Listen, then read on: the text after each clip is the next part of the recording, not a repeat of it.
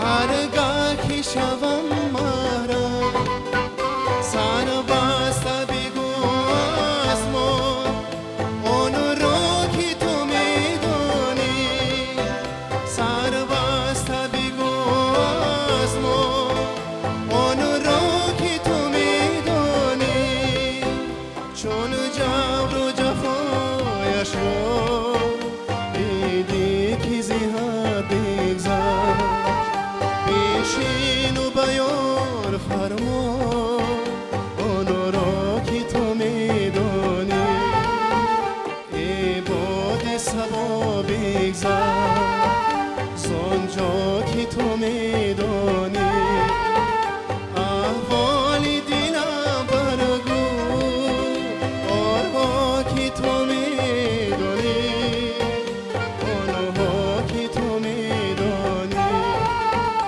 آنها که تو میدانی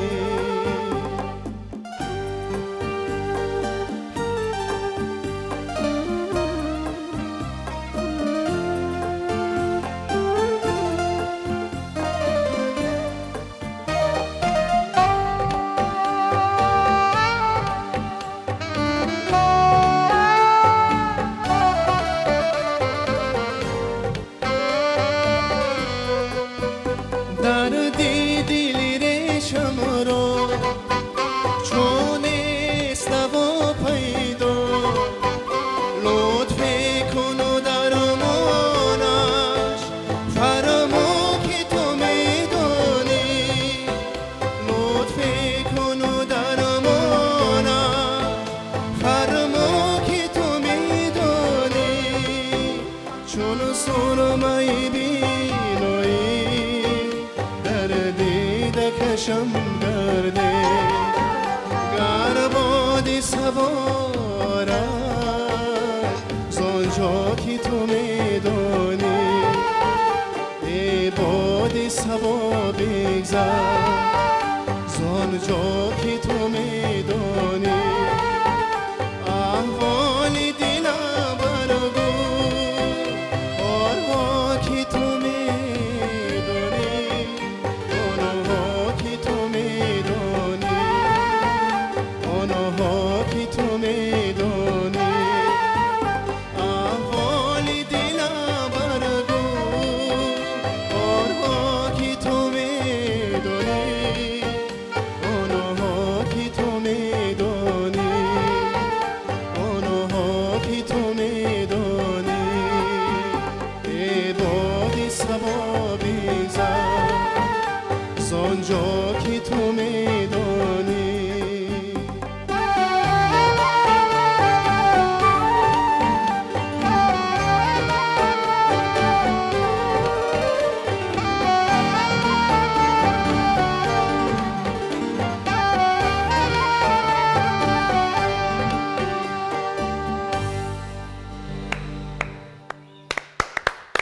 صداتون خسته نشود دوستان عزیز.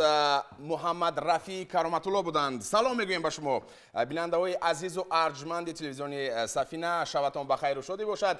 پیشکش شما است برنامه فضا سرور بخش فضای خاندانی هر یکی شما بیننده های عزیز. بله سلامی صمیمی ما رو بپذیرید همدیارانی عزیز. در این فضای متنتن شما سرودهای روح بخش رو خواهید شنید چون امروز ما در برنامه مهمونهای ویژه داریم.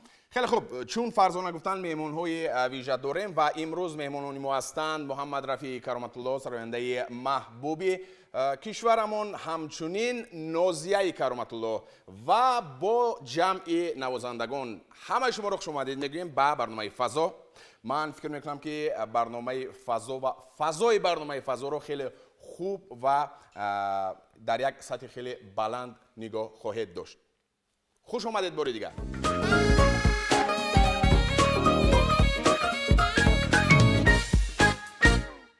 سلام علیکم. علیکم بر سلام. من فکر میکنم که وقتی که سراینده از سرود در کدام برنامه نباشد آغاز کند، یا برنامه است یا یگان چهاربینی است، برنامه کنسرتی است، بسیار راحت می شود. همین طور است؟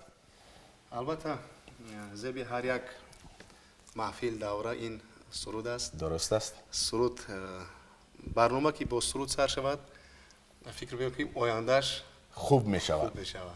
چون من میدونم که عموما سراینده ها قریب 90% حتما از عهده نواختن این یا آن اسباب موسیقی میبراید و من میبینم که شما از عهده یک چند اسباب یعنی نواختن یک چند اسباب میبرید. تا کدام اندازه برای سراینده کمک میکند از خود کردن یا خود نواختن زیاد از 2-3 اسباب موسیقی؟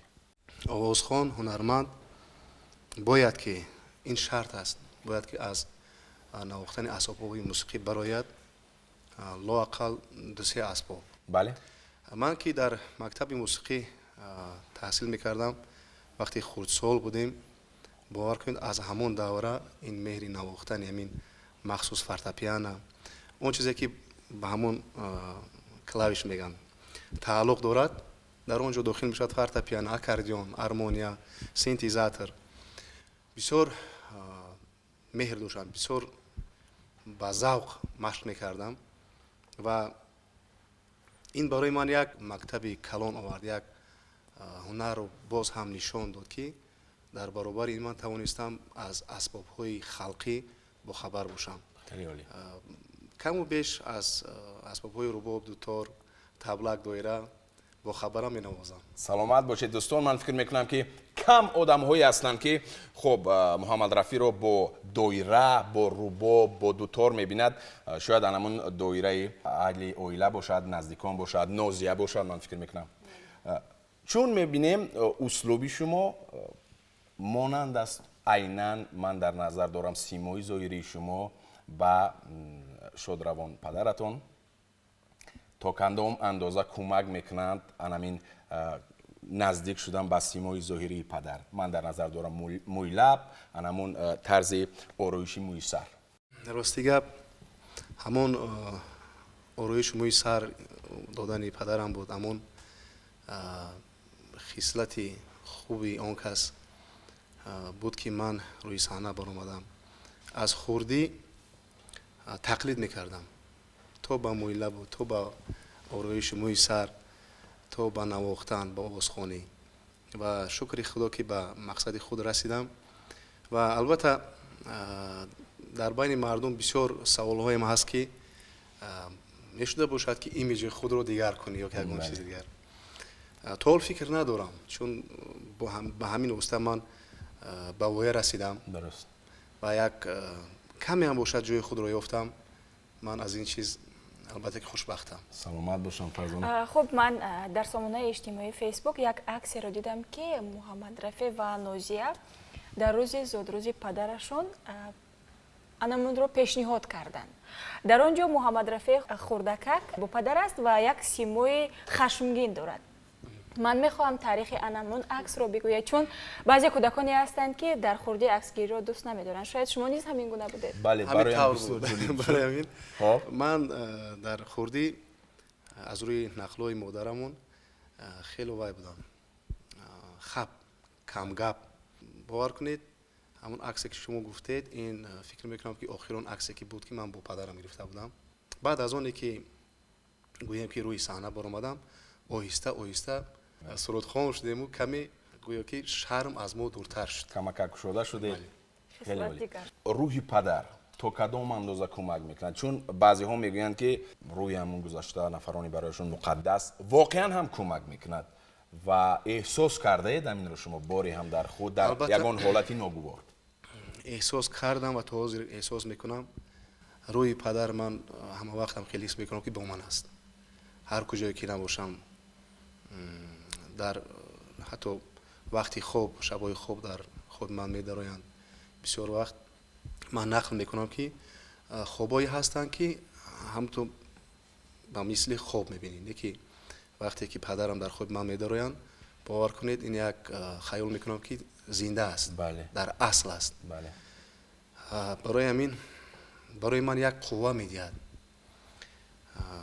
تو وقتی هستم با نام پدر البته که فخر میکنم. خیلی خوب. در توی مرکه می روید و اون نفرانی که از مهارت و ملکه پدر شما به واسطه آشنا بودند، دوستش می داشتند، احترامش می کردند و سرودهایش رو پیهم گوش می کردند، چگونه شما رو استقبال می گیرند؟ چی سخنها می گویند؟ میگویند که شما صدایتون مثل پدرتان است. نمیگویم درباره سیمو، زیرا اکنون عیناً مانند هستید به سیموی پدر. البته میگویند در توی مرکه باشد، در برنامه کنسرتی باشد، چون به همگان معلوم است بزرگی پدر تو به کجا رسیده است و یک مکتب هنری دارند الکی پیدا کردن برای مخصوصا نوجوانان که ببینید که هزارها پیرو این مکتب هستند و چون در همه مرکه وقتی که من میخورم با مخلصای پدر، اونایی که دوستش می‌داشتند تو حاضر دوست می‌دارند، برای نام نیکی او گپ میزنند، یگان قصه رو نقل میکنند. البته برای من این یک چیزی مهم است و من از اونها پرسان میشم که باز چی میدونید، چون که من اون وقت خردسال بودم، کم درو داشتم خاطرات پدر، از رفیقانش، از اونایی که با شش تا خیز داشتند رفت آمد داشتند، از اونها بیشتر میپرسم. دوستان عزیز، یک صحبت صمیمی داریم با سراینده محبوبی کشورمون محمد رفیع کرامت الله که بسیار صمیمی صحبت کردند، بسیار از صدق صحبت کردند از خاطرات پدر و من شما رو بار دیگر خوش آمدید میگویم. سپاس که با ما هستید و من مطمئن هستم که بیننده‌های عزیز شبکه سفینه برنامه فضا رو بسیار در فضای خوب تماشا کرده ایستادند و برنامه فضا با حضور محمد رفیع کرامت الله، با حضور نازیه کرامت الله، انمون فضای خاندانی هر یکی اونها رو بسیار زیبا و پرسرور کرده است. دوستان بعد از یک لحظه برمیگردیم و خب با ما باشید.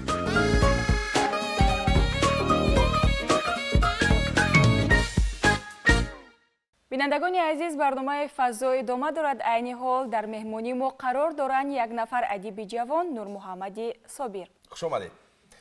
خوش آمدید به برنامه فضا. من فکر میکنم که با شعرهای زیبایتان فضای این برنامه رو باز هم زیباتر میگردونه. نور محمد، البته باعث افتخار و سرفرازی ما جوانان است که امروزها در چنین نشست‌ها، در چنین محفل‌ها دعوت می‌گردیم و فکر و عقیده های خود را آزادانه ابراز می‌نماییم. البته من آموزگار رشته اقتصاد هستم اساساً. سلامت باشم. لیکن آن گنجینه گرانبهایی که از بزرگان ما، از شاعران کلاسیک ما به ما میراث گذاشتند، من نمیخواهم که آنها را برطرف نموده کار خود را دوام دهم. من میخواهم که آن گنجینه هایی که تا کنون در دست ما هست آنها را بیاموزم و قدری هم باشد از آفریده های آنها در خود انعکاس نموده بهری گوییم که ملت خیش آفریده نو ایجاد نمایم. سلامت باشید. البته اگر شما زید نباشید، من یکی از شعرهای تازه ایجاد خود را که در وصف عشق است و معرض شما گذارم. اینجا میبینیم مجموعه شعرهای شما است. بله. که از چه برآمده است؟ بله. این مجموعه چند شعر، این کتاب چند شعر شما رو در بر میگیرد؟ تا کنون حساب نکردم، لیکن اشعار من سراپا همه غزل است. میدونم که غزلیات این یکی از شکل مرکب ایجادیات است. من نیز کوشش میکنم که در ایجادیات چنین سبک غزل شعر باز هم ایجادیات نو را به میان آورم. خب شعری که شما عین حال قرائت میکنید البته در وصف عشق، محبت، دوستداری است. همین طور است؟ بله. به هر منظر نظر کردم، در آنجا روی تو دیدم. به هر کوی گذر کردم، همانجا کوی تو دیدم. ندانستم چی دنیای است، ندانستم چی معنای است. هوای را نفس کردم، همانجا بوی تو دیدم. اسیر عشق حسنت تا شدم دیگر ندانستم. نشاط آور نوازش ها همه از سوی تو دیدم. به هر جا عشق بدرخشد، در آنجا پای محبوب است. ز خال و زلف دام و دانه هندوی تو دیدم. نخواهم خانه عشقم بود خالی زیادی تو. حواسم محو شد تا قامت دلجوی تو دیدم. تو بین حال محمد را ز هجران زار می نالد. به امید وصالت من او را رهپوی تو دیدم. بغیر از موضوع دوستداری، عشق و محبت، باز در کدام موضوع غزل ایجاد میکنید؟ البته ما اول سر و پا در قلب خویش مهر وطن را جا میکنیم. مهر وطن، مادر، این یک دو چیزی هست که ما باید او را در زینه بلند حیات خویش قرار بدهیم. من بیشتر غزلیات های خویش را در وصف مادر، وطن و عشق ایجاد کردم که اگر شما خواهشمند باشید یکی از شعرهای خود را در وصف وطن قرائت نمایم. باشد. می شوم مدهوش و مستی نکهتی بوید وطن، گشتم سرگرم من از مزرعه روید وطن. زر برابر بر کف خاکی تو اصلا نیست، زنده می دارد مرا مایل هر سوید وطن. ای وطن با یاد تو آید مرا شعر بلب، هم مقدس هست بهرم چشمه و جوید وطن. گر زمان دور باشم از کنارت من غریب، و دریغا حسرتی من در سری کوید وطن. غمزه دل در ضمیر خاطرم بالیده است، از صفای شعله رخشان دلجوید وطن. می نماید وصف تو با صوت دل با شعری نو، نور محمد کرده بالا باز آبروید وطن. سلامت باشید. شعرهایتان بسیار خوب است، بسیار عالی است. من مایل پیدا کردم که یکی از شعرهای شما رو قرائت کنم. شما اجازت میدید؟ بله. کدام شعر رو با من شما میدید؟ شاید امینش باشد. محمد رفیع، یک نوازش بسیار ملایم بعداً ما میرویم. دوستان عزیز، البته چون گفتن فرزانه در برنامه‌های گذشته گفته بودند که شعر را مؤلف از همه والا و بالا میخواند و من کوشش میکنم که خوانم با اجازت نور محمد. در دهر چو من عاشق دیوانه کسی نیست، در دهر چو من عاشق دیوانه کسی نیست، افگار و خزان گشته و بیخانه کسی نیست. آن لیلی و مجنون چی دانند ز عشقم، عاشق منم و همراهی بیگانه کسی نیست. من در طلب باده و جام تو شدم مست، چون من به غم ساغر و پیمانه کسی نیست. تنها ز غمت کنج در خانه نشستم، تنها ز غمت کنج در خانه نشستم، مجنون تویم وای در این خانه کسی نیست. تو در طلب یار نویس، تو در طلب یار بنویس، نور محمد جز یار دیگر مونس و جانانه کسی نیست. جز یار دیگر مونس و جانانه کسی نیست. جمشید سلامت باشد. واقعا هم تشکر. من راستی بسیار راحت کردم. من فکر میکنم با شما نیز پسند آمد. سلامت باشید و از قرصکو علاکای جمشید من میگویم که با استفاده از همین برنامه علاکای دویم ارزوی خود را عملی میکنیم. بله من در هر برنامه کوشش میکنم با سراینده ها سرود خونم، با از اشعار شاعرانی که ما دعوت میکنیم قرائت نمایم. یعنی این معنای آن رو دارد که چی کاری که ما میکنیم بیننده عزیز از صدق میکنیم و تنها برای بالیده خاطری شما میکنیم. دوستان امروز بودند شاعر شیرین کلام، اینم باشد شاعر جوان نور محمد صابر. بار دیگر شما رو خوش آمدید میگیم به برنامه شبانه فضا.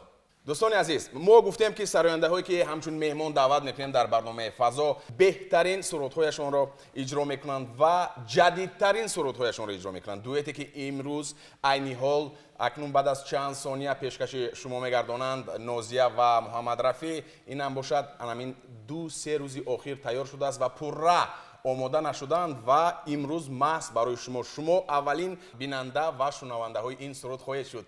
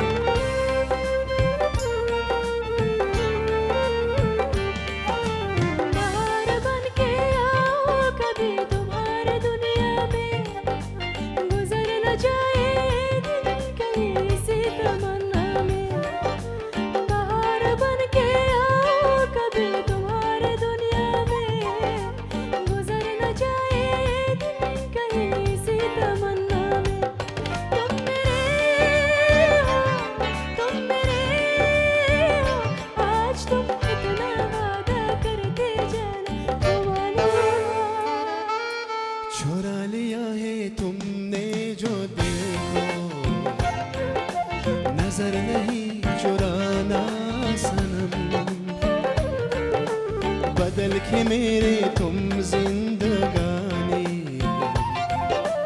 कहीं बदल ना जाना सनम ले लिया दिल आए मेरा दिल आए दिल कर मुझको ना बेलाना चुरा लिया है तुमने जो दिल को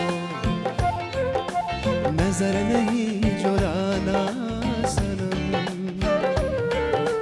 बदल के मेरे तुम जिंदगानी कहीं बदल ना जाना सनम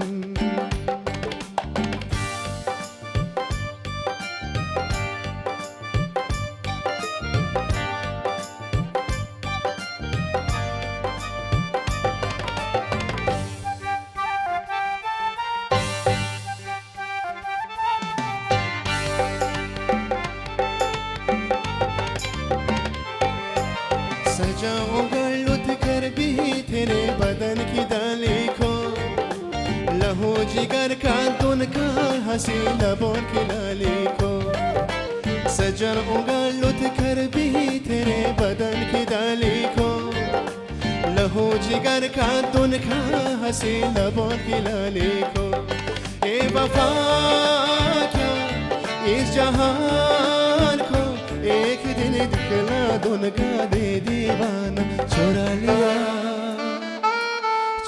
लिया है तुमने जो दिल को नजर नहीं चुराना सनम बदल के मेरे तुम जिंदगानी कहीं बदल न जाना सनम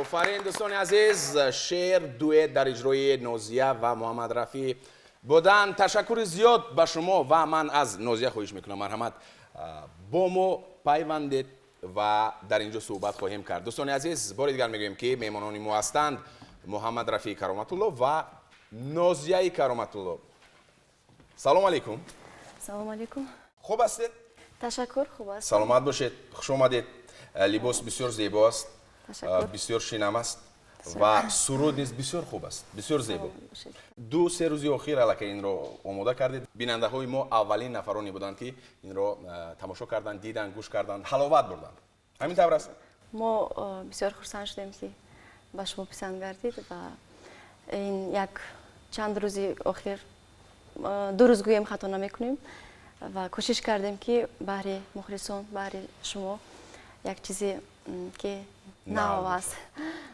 نشونیده باشد سرایم و امیدوارم که پسندیدشان میگردد خیلی عالی فکر میکنم همه سرودهای شما با دل و دیده پیش از همه مخلصانتون جا هستند و خوب گوش میکنن خوب قبول کردن ولی واقعا هم همین گونه است چون من چند ماه اخیر در سامانه‌های اجتماعی دیدم که سرودهای نازیه رو بسیاری نفران خونده به سبک و اسلوب خود با سامانه اجتماعی یوتیوب میپرتویند من میخواستم نظری نازیه رو بابت این موضوع بشنوم با ایشان پسند است این کار البته من هم میبینم خرسند میشم خیلی زیاد که دیگر ملت ها هستن با زبان تاجیکی یعنی سرود تاجیکی رو میسراین و چند سفرهای اخیر که داشتم اگر که پرسان میشوند که از تاجیکستان هستیم بعد میگویند که ما از تاجیکستان سراینده شما رو نازیه رو دوست می‌داریم. سلامت باشم. همین خیلی من خوشحال میشم که یعنی که اینقدر ایجادیاتی من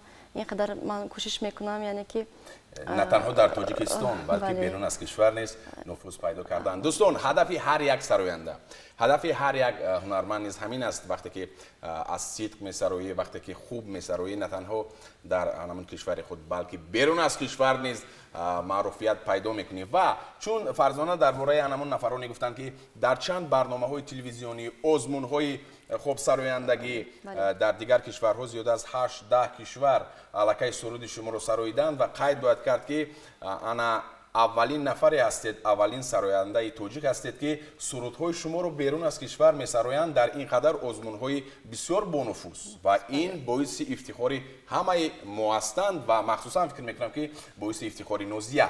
ولی در برابر این وقتی که شما رو قدر کردند، شما رو بیرون از کشور خب سرودهایتون رو دوست داشتند، مسئولیت شما 10 چند می شود. البته. و کوشش میکنید که همین سطح را چیکار کنید؟ از دست ندهید. من دیدم راستی در یک آزمون بود، یک برنامه مخصوص بود در هندوستان، اگر خطا نکنم ممکن محمد رفیع نیز دیده باشد، در هندوستان بود، بعدا در شریلانکا اگر خطا نکنم دو دختر با همون لحنی خودشون ولی با زبان توجیکی از یک جهت بسیار دقت جلب کننده است، از جهت دیگر وقتی که تو مثلا توجیک هستی افتخار تو رو خب فرا میگیرد که یک کشور دیگر با زبان توجیکی میسراید و من بسیار یک احساس فخر و افتخار مرا فرا میگیرد و اکنون من میدانم احساس نوزیه رو که چگونه فرا میگیرد این احساس، زیرا این سرود رو سراییده است نوزیه.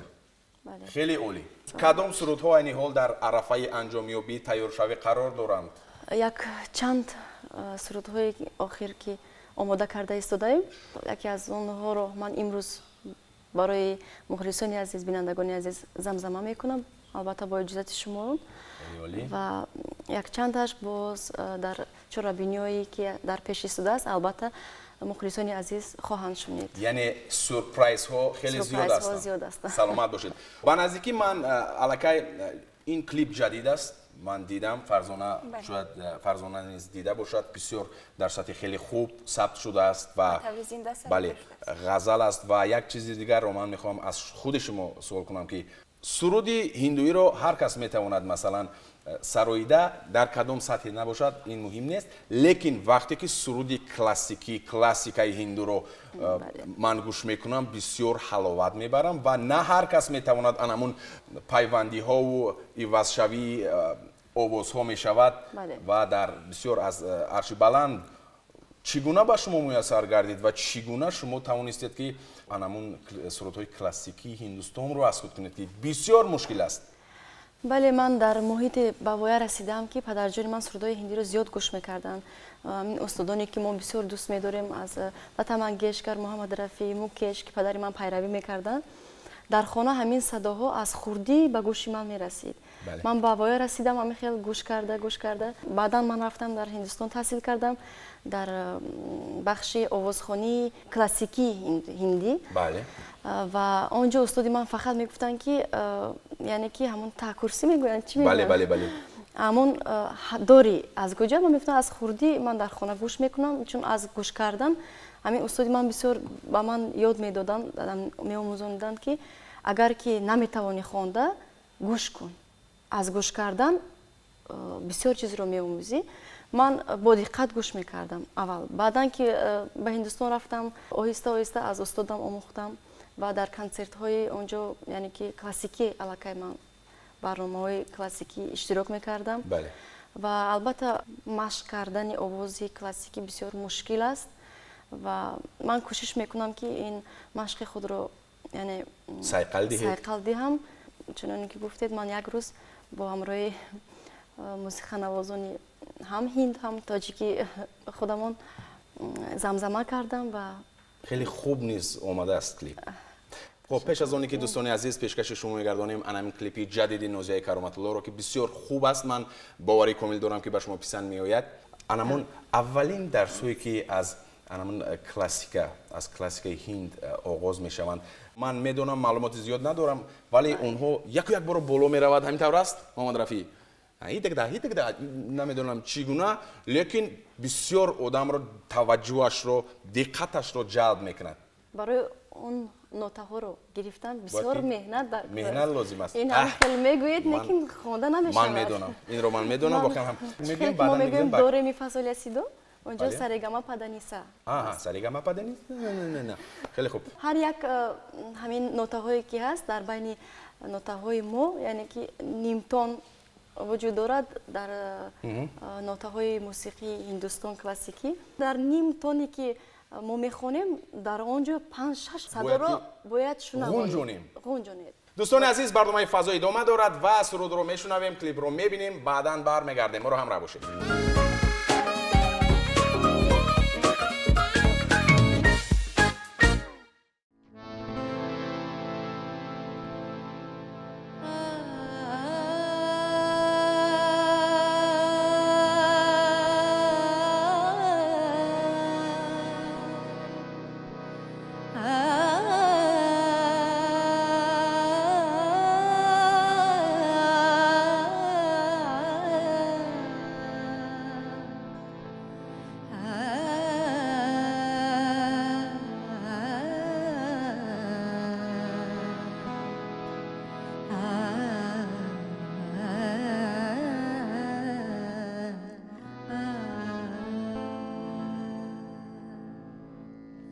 रस्म उल्फत को निभाए तो निभाए कैसे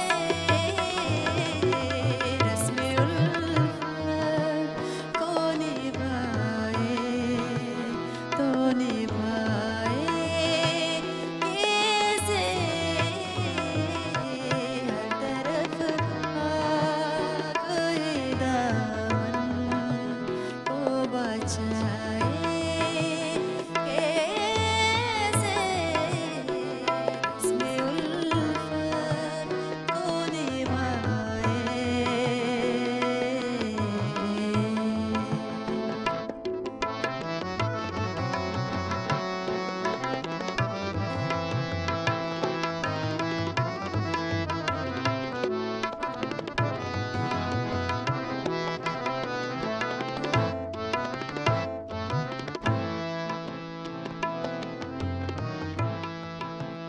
दिल की राहों में उठाते जो दुनिया वाले देर की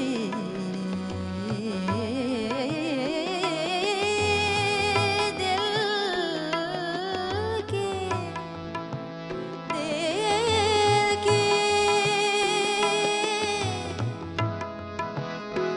दिल की राहों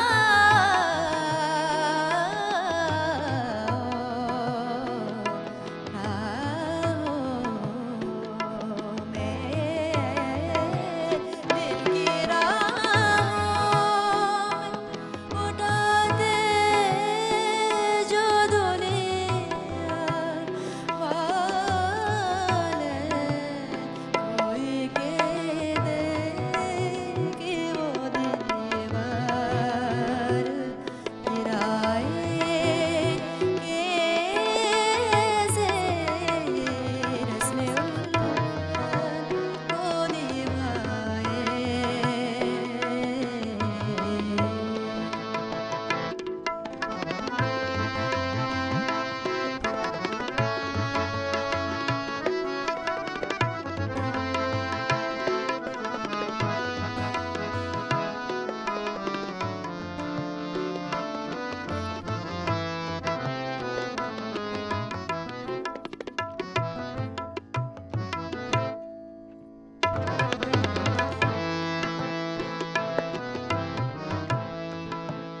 दर्द में डूबे हुए नग़मे हज़ारों हैं मगर दर्द में डूबे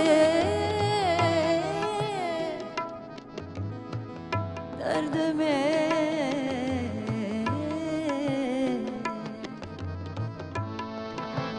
दर्द में डूबे हुए नग़मे हज़ारों हैं मगर सांसें दिल टूट गया हो सुनाए कैसे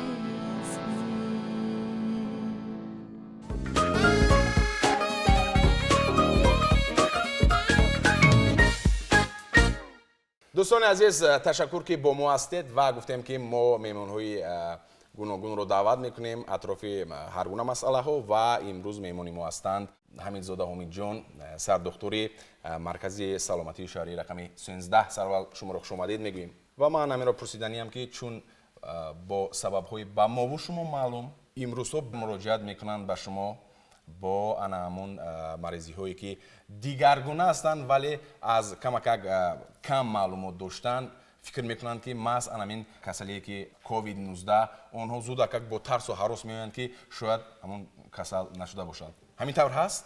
اولا سلام علیکم محترم تماشابینان. من به شما تشکر میگویم که به برنامه‌تون مرا دعوت نمودید. به همه شما معلوم می‌نمایم که عین حال بیماری کرونا ویروس یعنی کووید 19 در سراسر دنیا خروج کرده است. بعدا میتونم باز گفته که عین حال کاهش یابی همین بیماری در تاجیکستان عزیز ما دیده می شود خوشبختانه. بعدا به همه شهروندان همین توصیه دادنی بودم که پوشیدن نقاب ها اساس در جایهای جمعیتی در درون نقلیات ها، خب بعدا سری وقتی شستن دستان با صابون های مایع، به ضررگردانی آنها با محلول های انتیسپتیکی، دوری جستن از جایهای جمعیتی، این بسیار کار خوب میشد. بله. متاسفانه نه هر کس همه این کارها رو رعایت نمیکنند. باز میبینیم که خب مراجعت میکنند، شما مثلا میگویید مصلحت میدید، توصیه میدید که از جایهای جمعیتی دوری جوید، اگر باشید حتما نقاب های خود رو استفاده برید، نقاب هایتون رو بندید، پوشید. ولی باز میبینیم که کمک به بی اهمیتی راه میدهند. برای پرره فهموندن همین نفران چگونه چی کارها رو باید انجام داد؟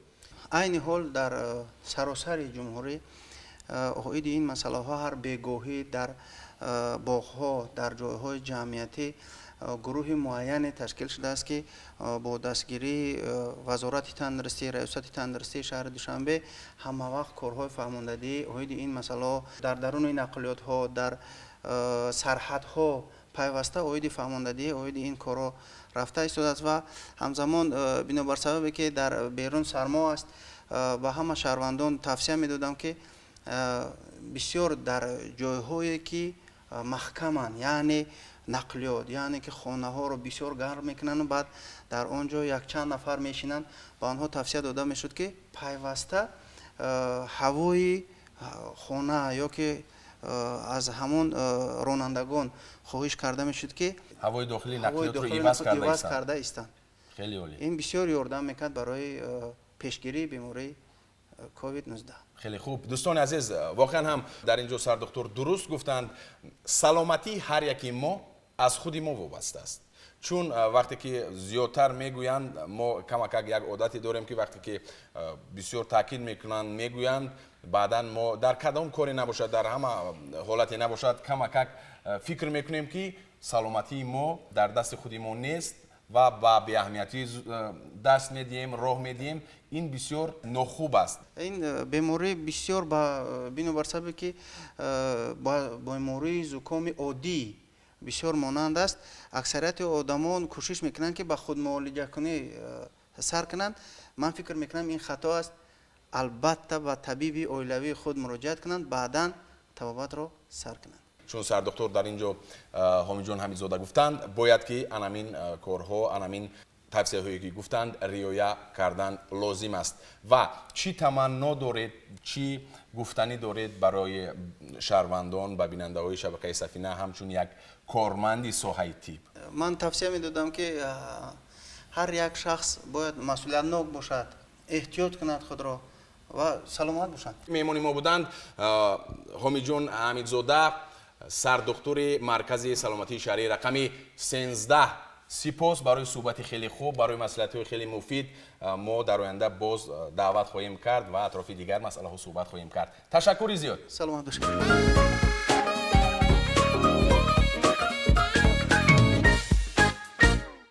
دوستان عزیز، من فکر میکنم که امروز برنامه به شما то андозае бошад писанд омад. Ҳамин тавр аст Фарзона? вале воқеан ҳам ман ҳам ҳамин гуна фикр мекунам, чун мо имрӯз дар барнома бениҳоят сурудҳои дилнишин шунидем, табамон болида гашт.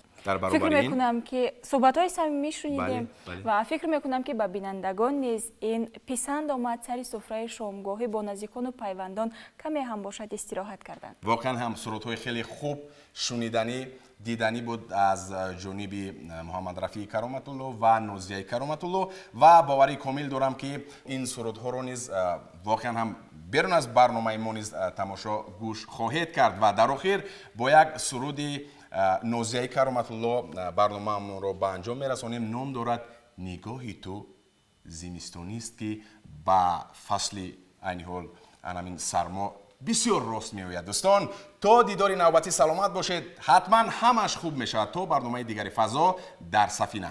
хайр.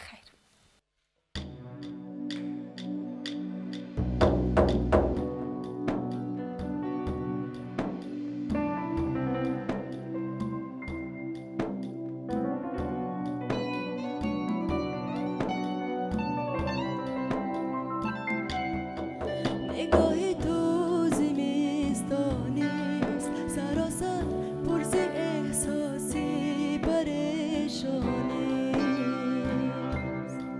نمیدانم چی میخواهی چرا در کوچه اندیشه گمراهی با من دیگر نمیخندی با من دیگر نمیخندی مگر از من عزیزی دی مگر از من تو دل کندی با من دیگر نمیخندی با من دیگر نمیخندی مگر از من عزیزی دی مگر از من تو دل کندی